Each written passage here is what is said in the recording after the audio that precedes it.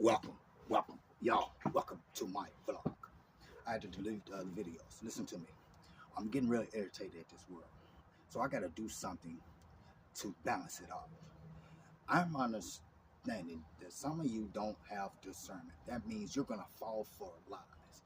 Let me explain something. Discernment means to discern things that's not seen, that you may not get. Like, for instance, lying people, like prophets that say they're prophets, but they're not. They lying on the Lord. Okay, I'm not going to expose them. I'm not going to call anybody out because the Lord told me not to, and I fear Him, not you. Anyways, I'm going to give you four stories that's going to hopefully help you discern for yourselves. Since you don't have it, God gave me discernment. I'm going to try to show you how to discern. Again, I'm not trying to convince you, but I'm going to show you how to discern for yourselves so you won't get fooled by these people. Because see, here's the thing. Once you get fooled and you do something foolish, your soul is done. I'm trying to help. Anyways, first story. When I grew up, my mama never pushed us to church. She may send us to Sunday school, but it was kind of like a bribe because she gave us money to put in the church. And me and my brother had a little scheme. We put all of it in there. Anyways, that's an old enough story. But she never forced church up on us. So I never read the Bible. I didn't hear anything about a prophet, never heard of a prophet. When I was a kid, God showed me some visions. And in one vision, He showed me how my life as an adult was going to be. It was dangerous, and I asked Him for His safety, for His protection. He never answered. He didn't respond until I became an adult. I was not living right in Elan, Arkansas, and I had this urge: go get prayer, go get prayer. I kept ignoring it. Then it kept getting hard, heavier, heavier. Go get prayer, go get prayer. Now it was this preacher used to drive from Jacksonville, Arkansas, all the way to my hometown of Elan, Arkansas. In this abandoned building used to be a drugstore, and he had nightly revivals at night. So when I decided to go get church, go get prayer, I went to that church. I sat there and I listened to the preacher preach. Then he said, "Anybody need prayer?" And I said, "Oh, he must thought I was coming. He must knew I was coming." So I got up and I seen everybody getting in line. I was like, "Oh no, no, he must be doing this all the time." Now this preacher put his hand on people's forehead and he prayed for me. He pushed their head back and they fainted. I was like, I ain't finna do that. See why? I don't know what's going on here. What he just did to them. Then he did it to my cousin. I'm like, girl, get your butt up from here, embarrassing me, trying to show out in front of these people. You know you ain't slick. Then it's my turn. He went to put his hand on my forehead, then he stepped back. Instantly, my mind was like, oh, he finna start tripping. He looked over my head. I see bullets flying over your head. Then he pointed at me. But God want me to tell you He gonna shield those bullets from you. And the whole church went, amen, amen. My girlfriend's mama and her siblings, amen, amen. I was like, you full of it. I never heard of a prophet. Never heard of a prophet. Never heard of nothing.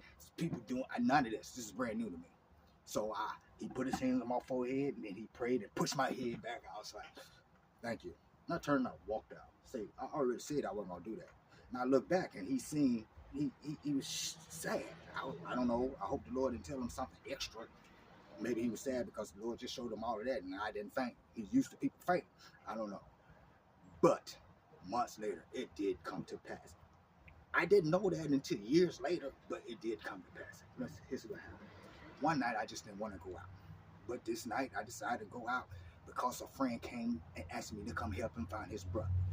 Because they got into a shootout and he can't find his brother. I said, okay.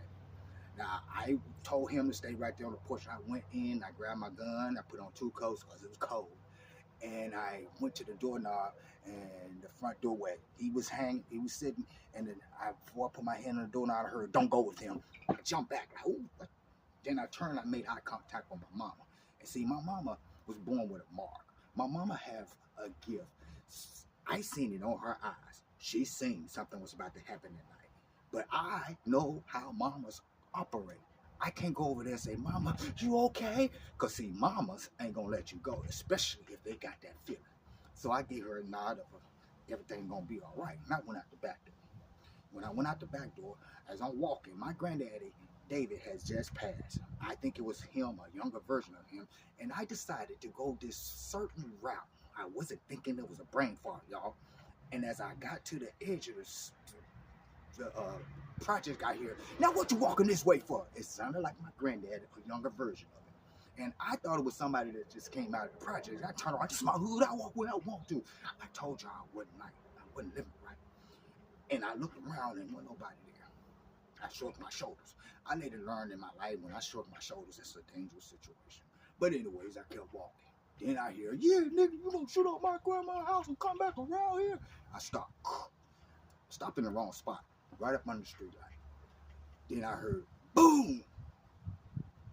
I'm trying to explain to them, yo, I would not shoot up your grandma's house because I live with my grandma. I'm in my grandma's house. Why would I shoot up your grandma's house?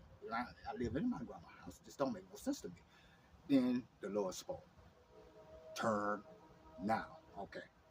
That's the third message. And I did, and I disobeyed. I said, yeah, you right. Then I turned. See where I did wrong. He said, turn now. I had to speak. You right, I can see you. Then I turned and I heard that boom. I felt it. I hit the ground. I told you I was strapped. So normally I wouldn't shoot nobody at grandma's house. But when I hit that ground, I pulled out and I emptied it. And I knew the police was tiptoeing through the alley. So I tossed it. I didn't need to have that on me when they found me. So I got up and I walked off. Went to the hospital later on. And after I got back from the hospital, that's another story, I seen the coat. Multiple bullet holes. What happened to the other bullets? Because the doctor said only one bullet went at me. Where the other holes at? Where the other bullets? Where the other shrapnel? Where they go? Prophecy. His fruits was good. Second, okay, my mama got sick. A nurse used to come to her and help her in her house in Elaine, Arkansas.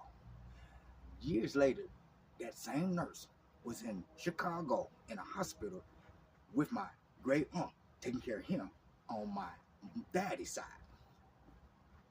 Arkansas, a whole nother person that she didn't know was related to me. She taking care of him in Chicago. Strange, right?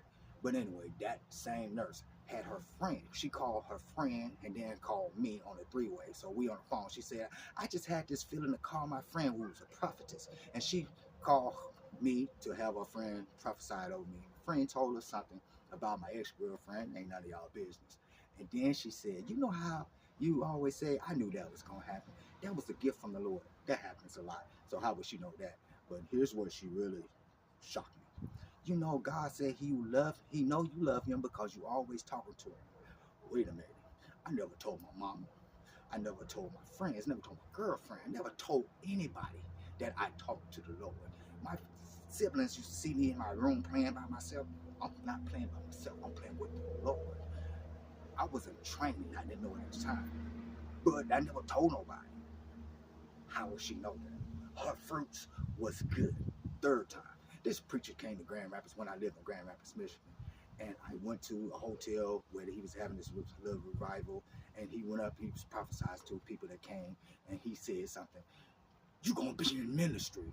He must have felt my body pull back because, see, that ain't what the Lord was showing me. At that time, I had seen a whole bunch of stuff. And what you just said just don't make sense. Then he said, he must have sensed that I pulled back. I'm guessing. He said, but your ministry is going to be different. You're going to be in ministry and business. That makes sense. Why?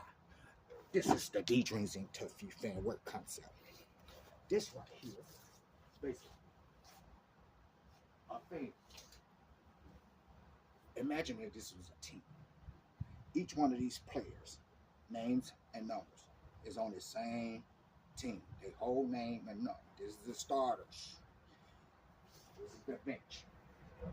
We all got the same goal, to win souls. Anyways, this brand is going to help me create some people that's going to change some games. God is going to help us change games. Not me. God is going to help us change games. But y'all always know y'all ain't coming. So we going to suffer if we don't get this done. Anyways, fruit was Well, his fruit ain't came to pass yet. I am in business, but it ain't where I wanted to be yet. But it's coming. Fourth, this preacher online. Now listen, he sent me emails, and he leave voice messages.